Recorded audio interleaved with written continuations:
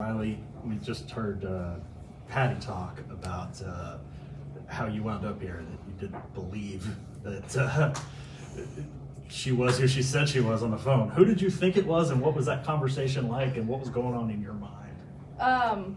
Yeah, it was a random Tuesday night at like 9:30, and I got a phone call from a number I didn't recognize, so I mean, thank goodness I picked it up, but I heard her speak, and she was like, "Hello, I'm Patty Gasso," and it was just the absolute last thing I was expecting. But I had a really great conversation with her. We talked a lot about softball and my life outside of softball, which I really appreciated her getting to know me in that aspect. So that was Tuesday night, and I was here on Friday. So it was a very quick turnaround, but really awesome that it all ended up happening that way. What was it about, I mean, obviously we see the championships and the wins and everything about this program that are attractive, but outside of that, especially with the catching situation, what it is here, going into the season, what made this the right fit for you? Honestly, it was a conversation with Coach, basically saying she wanted to turn me into the best player that I could possibly be in my last year. And that was, I mean, what a way to go out with this team, but knowing that she was invested in me as a player like that, and even off the field, a lot of the stuff off the field that she does for us is very appealing as a young woman going into the real world next year. So, yeah, just like her confidence in saying, like, I want you to go all out when you get here and have no regrets about your career and, do the best you can and be the best player you can be. Appreciate it. Yeah. Bob? Riley, then let's go to the first weekend. Number gets called. What's kind of going through your head? Just kind of take us through what that first experience was like for you. Yeah, I had known there was a possibility of them pinch hitting for Boone just because with a runner on second, we would probably want like a power hitter to come up.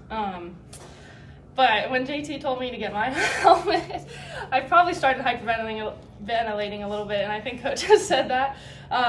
So we had a little meeting right before where I could kind of do some breathing and get my heart rate to slow down a little bit. But honestly, going into the box, it was more of like, I have nothing to lose. Like, I'm going to go up there and take hacks. And I think especially after my second pitch where I fell off, I felt like I was seeing the ball well, and I was just going all out, So that was my thought process. And how different is that feeling compared to what you had last week? Not much different. I think when I saw that, I was getting more opportunities to hit, I just wanted to keep that same mindset of I want to hit the ball hard and do my best, and that's my role here. So just sticking with that and having my plan and sticking to it, that was it. Eric? Kierston, can you talk a little bit about your two weekends? We talked a little bit about Patty. Can you talk about the first weekend compared to the second weekend? Yeah, definitely a big shift with my mental game for sure. Just understanding we have an amazing offense here and an amazing defense behind me, that I was able to come out last weekend and just throw very free and just own the moments. And we've been talking a lot about that as a pitching staff with Coach Rocha, just going out there and owning your moments there and just knowing that you can pitch free and have an amazing defense behind you.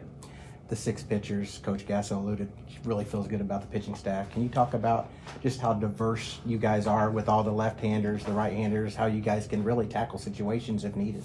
Yeah, it's just amazing to have this depth in our staff and just the amount of veterans that we have on our staff. It's so great as being an underclassman to learn from those pitchers, and having Nicole and Carly Keeney and Kelly all beside us. It's been really great to be able to learn from those. Thanks. Chandler? You had big moments at the end of last year. How do you think that propelled you into the off season, and now that you were able to kind of settle back down, what are kind of your biggest areas that you're hoping to show that you've made the biggest leaps from year 1 to year 2? Yeah, just the amount of growth of learning the mental side of the game, coming out here, obviously being on a big stage like this, just kind of own your moment, and definitely coming out of last year, I gained a lot of confidence. So that's a big thing that I've been working with right now. And then this weekend is just a showcase. What did you take away from the atmosphere at Mariner last year, and how you're working through with all the new faces of, hey, this is what to expect, all that kind of stuff? Yeah, it definitely gives you a little bit of taste of what the World Series is like, for sure, just the amount of people that are surrounding the games and stuff. But you really learn how to control the game with your teammates and everyone and slow the game down when you're in a type of environment like that. So I'm excited to see what it looks like this year. Eli? Riley, obviously you came here knowing that Kinsey would be back. How much did that situation at catcher factor into your decision making, and now getting to work with her and play alongside her, how has that impacted your game, altered your game? Right. Like Coach said, I came here wanting to just get better, especially this being my last year, and I have so much appreciated learning from Kinsey. Seriously, I think every day I learn something from her about the game, about how to handle the type of environment that we play in, something that I did not come in here being used to. Hitting-wise, everything, I have truly appreciated her stepping up and playing a role in helping me kind of get to this level to, I don't know, get used to it, I guess. Anything more?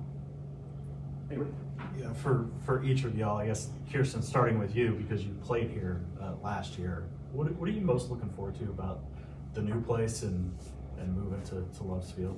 It's different from this one.